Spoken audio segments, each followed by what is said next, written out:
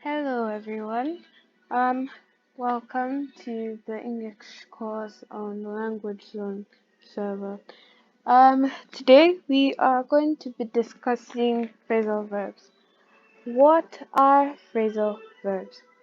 Phrasal verbs are two-part verbs formed by a verb and a particle, and the particle is what gives the verb a whole new meaning.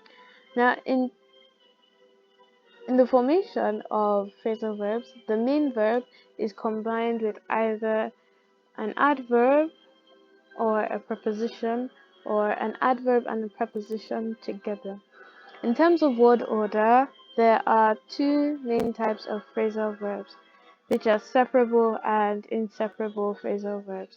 The other classification we talked about in a later video, so stay tuned.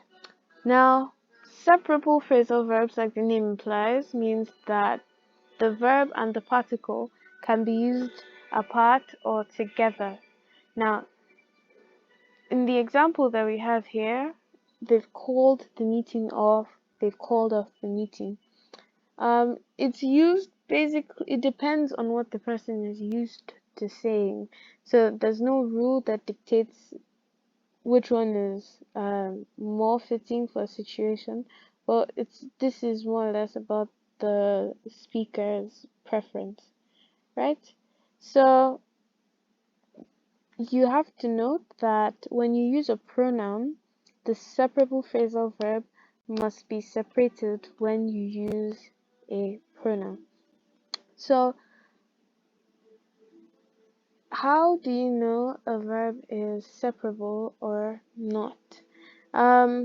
It basically comes down to checking it out with this structure. So if it doesn't make sense with, for instance, let's see,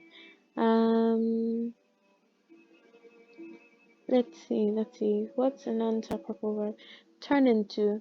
So she turned her brother into. That doesn't make any sense.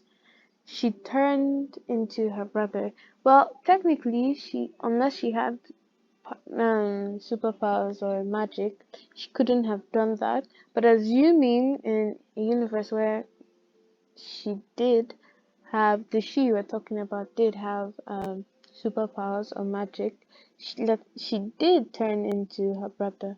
So the sentence didn't make any sense when I said she turned her brother into. So when you try it that way, you it kind of makes sense and you know which is and which isn't. There's no rule per se for picking out which ones are separable and inseparable. It's more like a matter of discernment. As you speak English more, you realize which one is and which one isn't.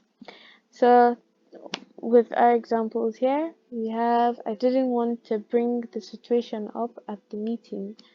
You could also say I didn't want to bring up the situation at the meeting. Please can you fill in this form? Okay, if you notice there, I just want can you please fill in this form? Well, what is here is can you fill this form in? So it's more or less dependent on how you use it and which one you use more often. Okay? Um, I'll pick you up from the station at 8 p.m. and she turned the job down because she didn't want to move to Glasgow. Now, they have meanings like bring. The verb bring just means to get something, to collect something, right? So when you say bring up, gives it a whole, when you add up to it, it gives a whole new meaning. So you are you're going to start talking about the subject. So bring up bring up preposition, they use together and usually they require an object. But we will get into these details later. So non-separable phrasal verbs, are phrasal verbs that cannot be separated. So we have who looks after the baby when you're at work. You can't say who looks the baby after when you're at work. Doesn't make any sense at all. It doesn't even sound right. So you wouldn't understand what the person is saying.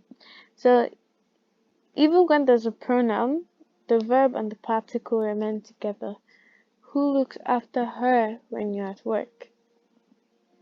Not who looks her after when you're at work. So I'm going to move on to examples of non-separable phrasal verbs. I came across your email when I was clearing my inbox.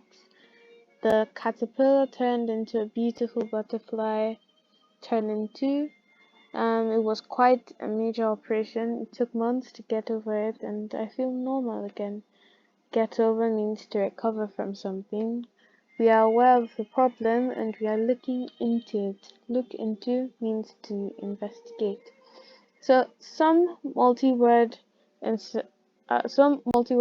are inseparable just because they don't take an object. So, for instance, we have I get up at 7 a.m. Now, we'll go into more detail about this in our next video. So, if you have any questions, feel free to drop them. And just a task for you to do.